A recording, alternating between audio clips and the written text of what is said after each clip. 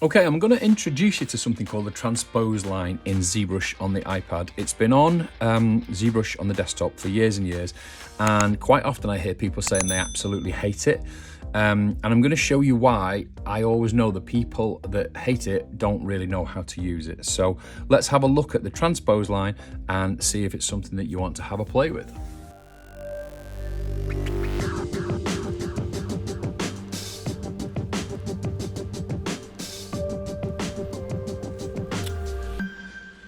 So here's a character.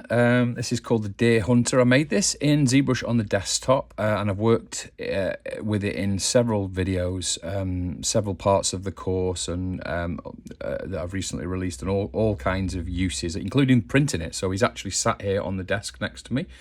He's a full-on deer centaur creature, and I originally designed him because doing a centaur is one of the most challenging fantasy anatomies that you can do, because you've got to mash up the human torso with a quadruped body, and it doesn't work. It takes so much work to make it look convincing.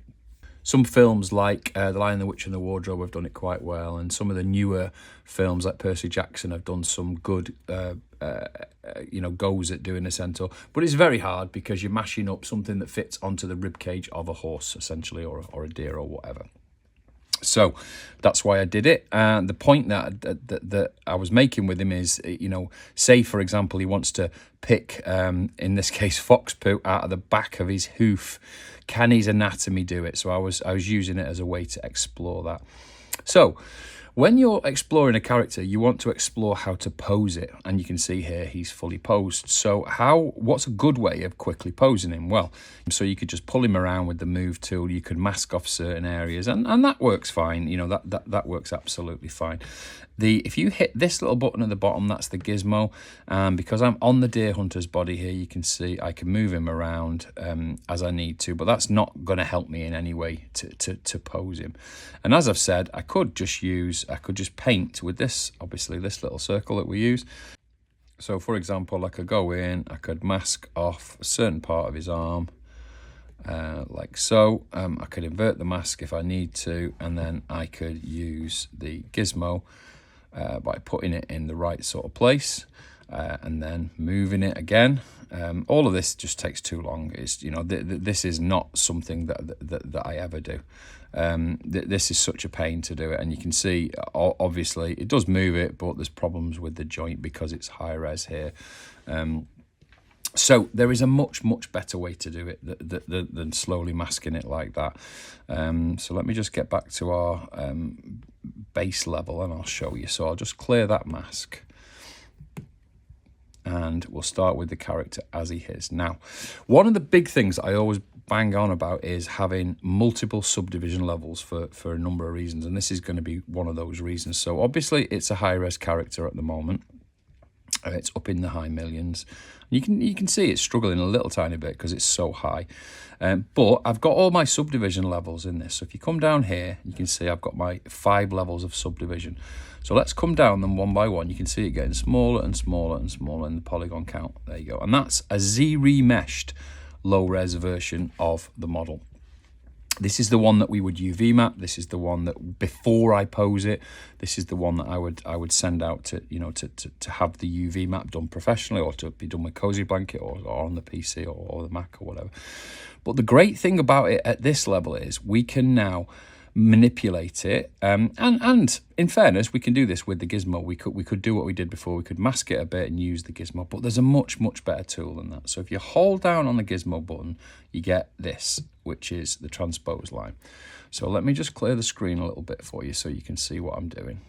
Now, what the Transpose Line does is, let's for example do it on the base, and I'll show you the basics of it so you can see what I'm doing. So basically there, I just hit this little button and then tap on the model, and that selects it, just in case you didn't know that. And for example, you could do these rocks, you could do this, and that's tapping through the subtools.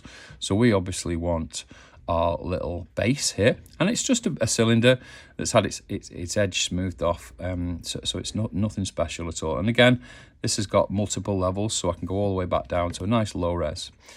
Now, if you hold on here on the the gizmo that's now the transpose line. You get move, scale, and rotate. So you can do what you can do with the gizmo, but you can do it with this little line that you can see here. So again, this, I wish that, and maybe this is me, I can't find a way to keep this open, which seems a bit stupid of the developers. But first of all, I want to just use move. So with the transpose line, you start where you want to, and it is in 3D. So if I start here, it's on this vertex here. If I start here, it's on this one here. So it's relative in space. So if I want to start, for example, on this edge here, and I rotate round, you can see that it is actually on that edge.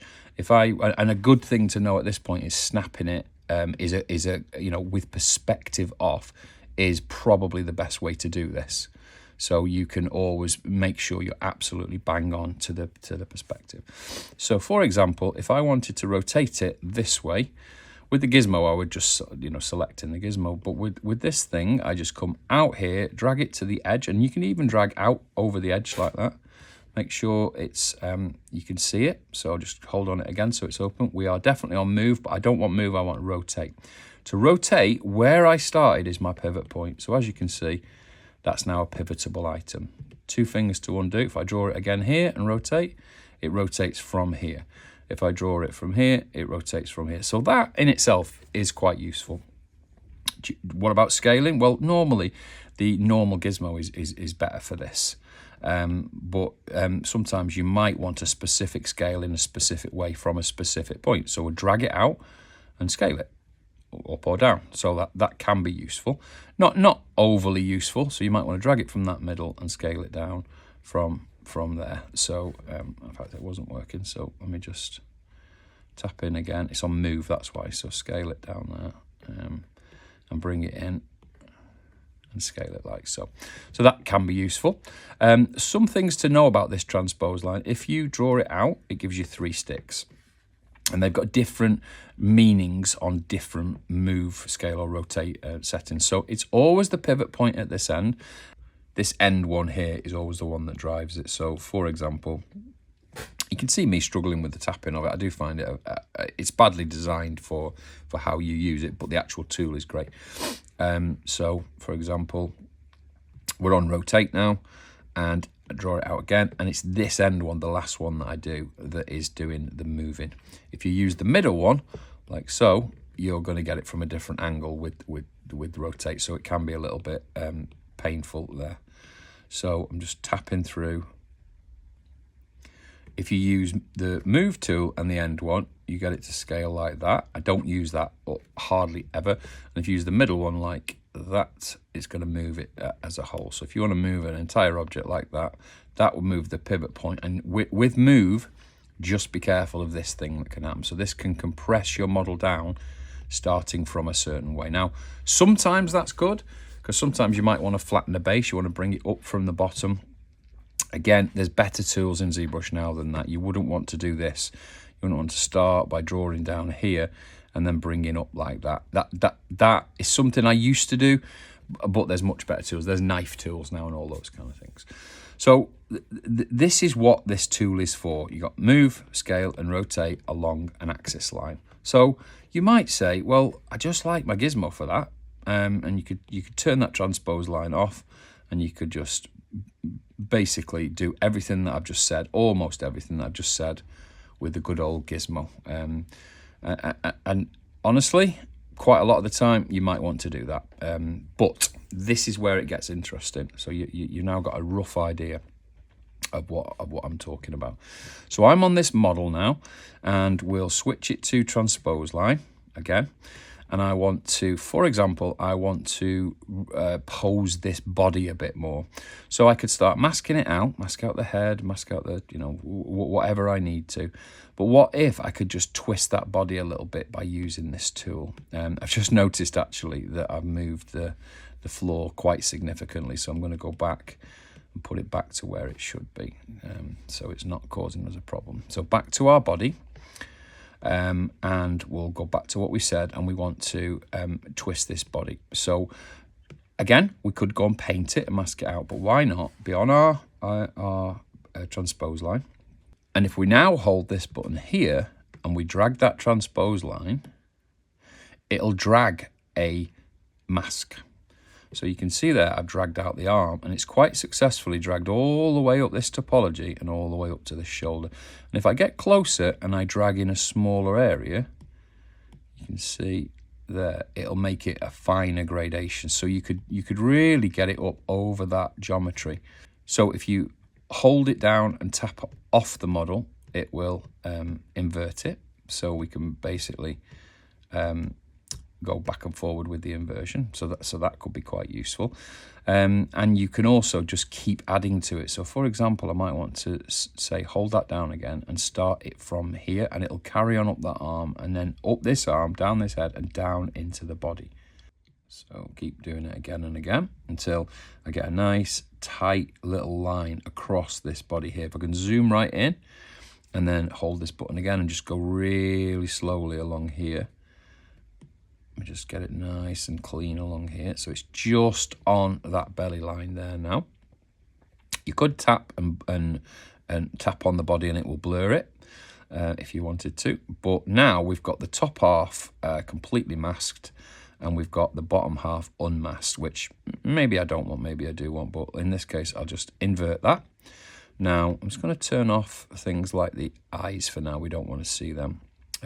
Maybe the rocks. Turn everything off apart from this, just for now. But now what you've got is the ability to move that round as a posed item with a mask. So what does that mean? So I'm going to drag this out like so. And then to move that pivot point, you can see there it's right at the front of the body, which I wouldn't want.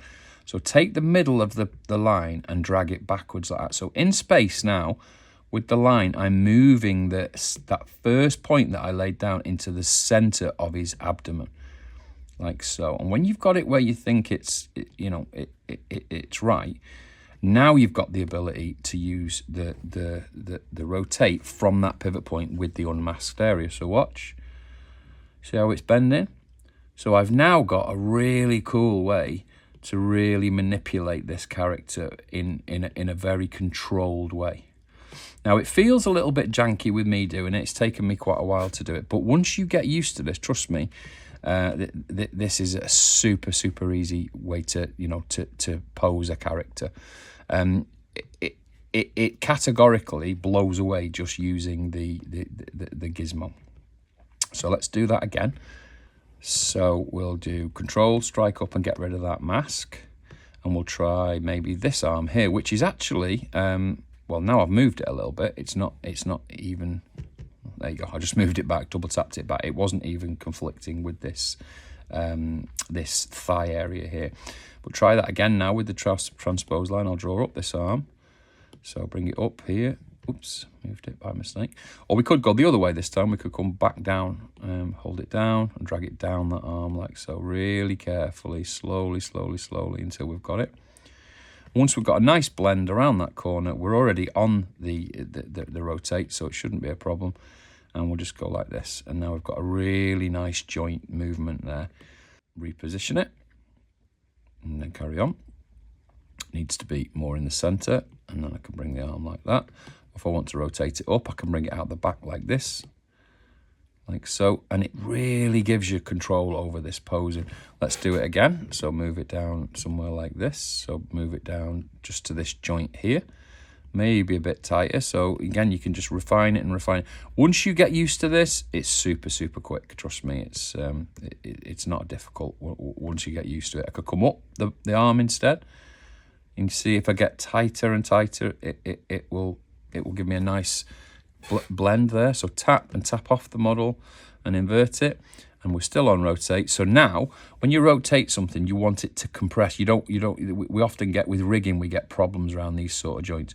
So the way I normally do this is I move it to the back and rotate it a little bit. I move it to the center and rotate it a little bit, and then a little bit at the front and then more at the back like so. So you're basically just choosing how much you want to rotate from which area. Now I've compressed it a bit, but I think that's the modeling's not particularly good on that. But you can see there, it's with a little bit more work, that would be absolutely spot on. You'd be able to get that joint compressing quite nicely. And that's how I did all of this posing in here. And it takes minutes, honestly. Once you get the habit of doing this, It's so easy. You just, what really matters is that you've got a good underlying geometry with good topology, because what it's doing here is it's following the flow of the geometry. If you've got like a really high-res model and it's not particularly well, you know, not got good topology, then you're not going to get this level of well, you can see it there. You're going to have problems. So, you know, don't be trying this on any high-res models and expecting the same results as I'm getting here. And that's the power of this tool, and that's when you should use it for posing like this. So if we now come off here, come back to our sub tool, turn everything back on, and you can see there now with, again, with, let's move this little wheel back and then control strike up and clear that mask. And then we'll just go full resolution again. So you can see I've gone back up the resolutions, and that arm pretty much did it okay. It's not the best arm, I must admit now, you know, now I'm looking at it, I probably need to rebuild those muscles a bit, but from what I'm describing here and from the posing point of view, this is the tool you need to learn. Thank you so much for watching this video. I hope you enjoyed it. Zbrush is fairly new at this stage, and I'm trying to explain some of the tools that I would suggest you try using that you might not necessarily get in sort of Nomad or Forger app and those kind of other programs. If you liked the video, give it a thumbs up. And if you liked it enough to give it a thumbs up, then why not subscribe to the channel? We've just released our new creature course. So if you want to take a look at that, there's links down below. Have a great week, everybody.